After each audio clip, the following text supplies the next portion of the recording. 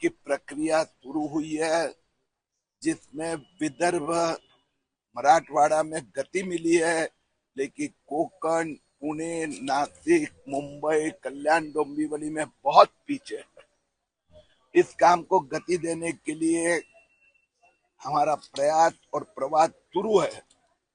एक बात पुनः एक बार ध्यान में आई है कि भिवंडी हो, मालेगांव हो, मुंब्रा हो या देवनार गोवंडी हो या उमरखाड़ी हो, उन्हें एक बार मुस्लिम बांग्लादेशी अपना नाम मतदार सूची में घुसाने का प्रयास कर रहे हैं।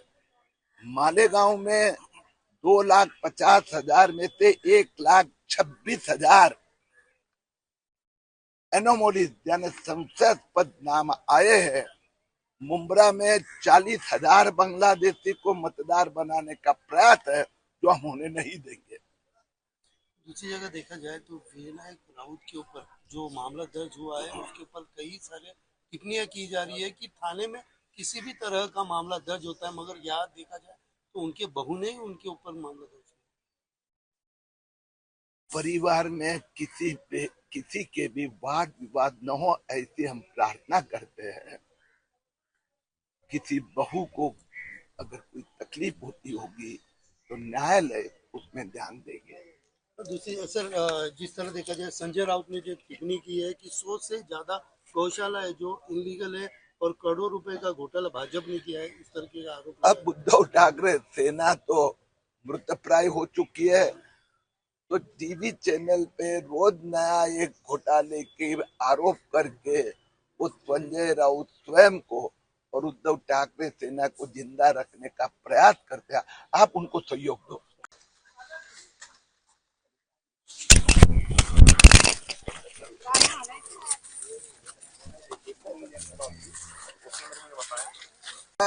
एसआयआर ची प्रक्रियेला गती देण्याचं काम भारतीय जनता पक्षातर्फे सुरू आहे। विशेष करून विदर्भात, मराठवाड्यात एसआयआरच्या कामाला गती मिळाली आहे, पण मुंबई, कल्याण, डोंबिवली, पूर्ण कोकण परिसरात खूप आपण मागे आहोत। म्हणून मतदारांनी आपलं नाव नोंदवावं।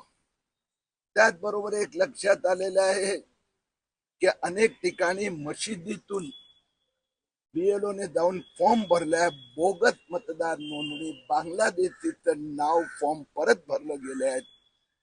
त्याच्यावर हरकती घेऊन त्यांचं नाव मतदार यादीतून कापण्यासाठी कार्यकर्त्यांना मार्गदर्शन करण्यासाठी आलो होतो।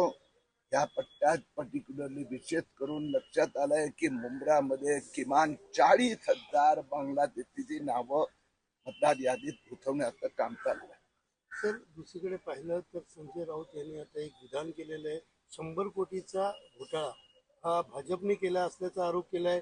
100हून जास्त अशा गौशाळा ज्या बोगस असल्याचं देखील सांगितलेलं आहे। मला असं वाटतं की संजय राऊत जे रोज उठून एक नवीन आरोप करतात, दुसऱ्या दिवशी पुन्हा नवीन, तर पक्ष तर जिवंत राहिला नाही। आता स्वतः टीव्ही चॅनलला राजन करून जिवंत राहण्याचा प्रयत्न करतात। तुम्ही त्यांना साथ दिली पाहिजे। विनायक राऊत यांच्यावरती यांच्या मुलासह सगळ्यांनी 7 जणांनी मिळून ठाण्यामध्ये गुन्हा दाखल केलाय। आता विरोधक आहेत जे ठाण्यामध्ये काही होऊ शकतं अशा प्रकारचा आरोप केला जातोय, पण त्यांच्याच सुनेने तो गुन्हा दाखल केला।